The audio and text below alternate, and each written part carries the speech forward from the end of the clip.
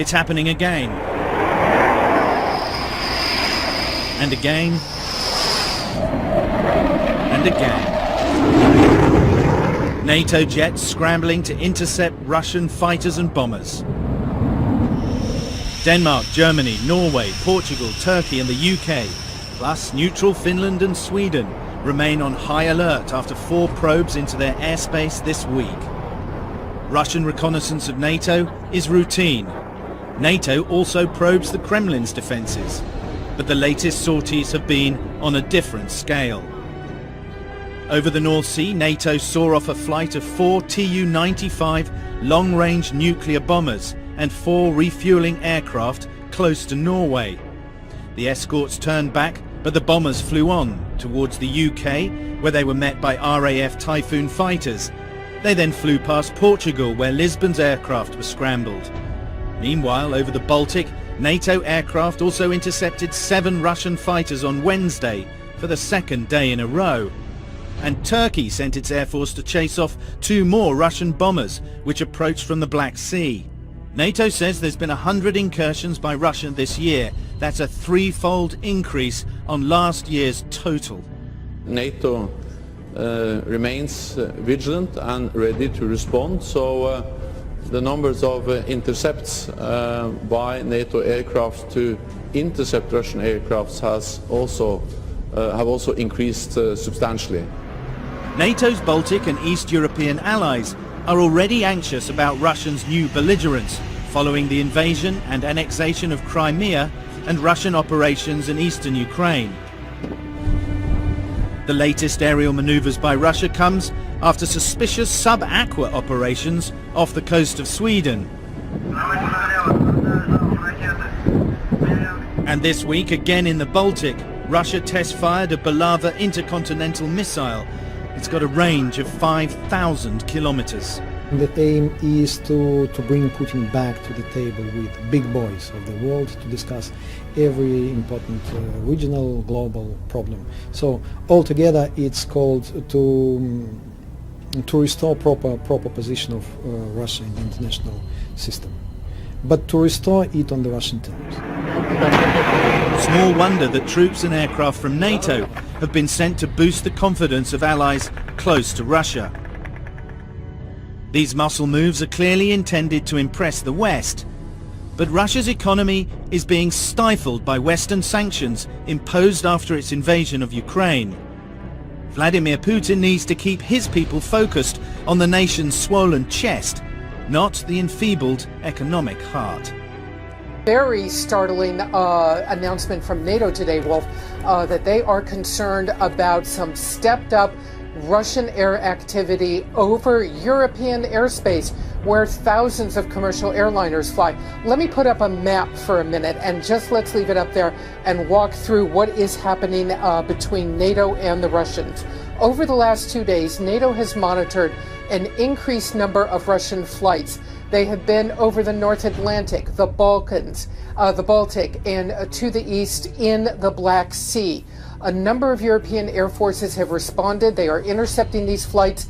They are generally Russian Bear bombers with refueling aircraft in groups of 8. Now, here's the problem. They're not doing anything particularly illegal. They are not violating airspace. They are being intercepted. There has been no startling military move. But the problem, they are not filing flight plans, they are not using their transponders, and they are not in radio contact with civilian air traffic control over Europe. This is raising concerns. These civilian air traffic controllers, the commercial aircraft that fly all over the European continent, those air traffic controllers need to know what is out there, and the Russians are keeping silent. It can be a very dangerous situation. Russia has successfully test-fired a new intercontinental ballistic missile.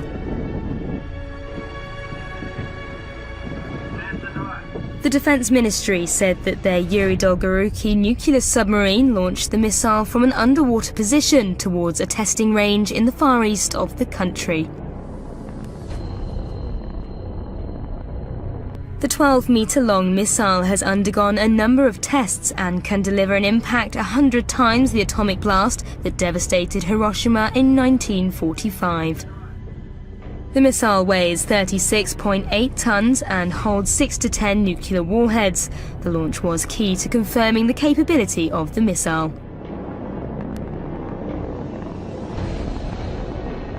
This was the first missile launch from the submarine since it joined Russia's Northern Fleet.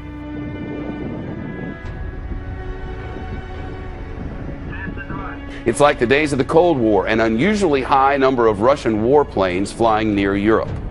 Officials say fighter jets and bombers like these may be putting commercial flights in danger. That's what they're saying. I want to show you what happened over in the map. When you see it on the continent, it's quite something to see, as one of our information specialists was just showing me. NATO reports that European countries intercepted more than 20 Russian aircraft over the past 2 days alone. They were traveling along these red lines that you see up here. See that thing? That's a long way. Officials say that the 2 Russian bombers kept going all the way to the coast of Portugal, all the way down here, and then made a loop back. And that's when that country's Air Force took action. Senior U.S. official says Russia is trying to provoke its neighbors because of the ongoing conflict in Ukraine. Now, you see all these that are highlighted here, all these countries, all of those participated in one way or another in sort of trying to get after these Russian MiGs or whatever the heck they were. I don't know what he's doing.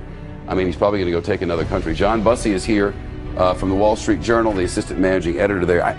Is this just a show of domestic I'm awesome? Or what is he doing? Yes, it's hugely popular at home. Ukraine has been popular at home. He needs to be sure to continue to bolster that popular support within Russia. He wants to be viewed as a strong man. He wants to show Western countries that might be participating in sanctions that there could be a price for those that are a little bit skittish of additional sanctions. Let me send a few bombers and fighter planes and refueling planes over European airspace, not into any country's airspace, but have them circle through Europe, as you were pointing out. And the Baltic Sea, too. Yeah, that's right, and cause all of these countries to have to burn a lot of jet fuel chasing me. So Denmark, Germany, the UK, Norway, Portugal, Turkey, all of them had to scramble jet fighters to surveil these planes. It took a while at Marshall Academy, but the playground bully usually got reined in. What are they planning? Yeah, well, so this, in addition to probably being popular at home, as Stephen Fiedler is writing in the Wall Street Journal on our website, is probably going to bolster NATO's resolve even further. Now, this is not the first time this has happened. Over the last year, actually just this year, there have been roughly 100 interceptions of Russian planes that are kind of wandering around close to European airspace. That's 3 times what it was in 2013. So it's clear that Russia's tried to send this message. NATO is sending the message that it's going to create a spearhead force of about 1,000 troops. It's going to put it in Central Europe, in new NATO member countries, as kind of a tripwire. If Russia were to do something, you're going to encounter NATO forces, not just the armies of Latvia or Lithuania or Poland, and that would cause NATO's alliance to click into gear to protect that country. When we were reporting out of Crimea, the fear was some accident would happen and a war would begin. But that's not as serious as it is if you're over in NATO countries, because if an accident happens there and one nation engages, we're all in on this. Yeah, and you put your finger right on it, which is that Russia doesn't want to create a war with the West. But there could be a miscalculation. They're flying these planes over the last couple of days without transponders, without flight plans, intentionally. They don't want anybody to feel that they're beholden to anyone.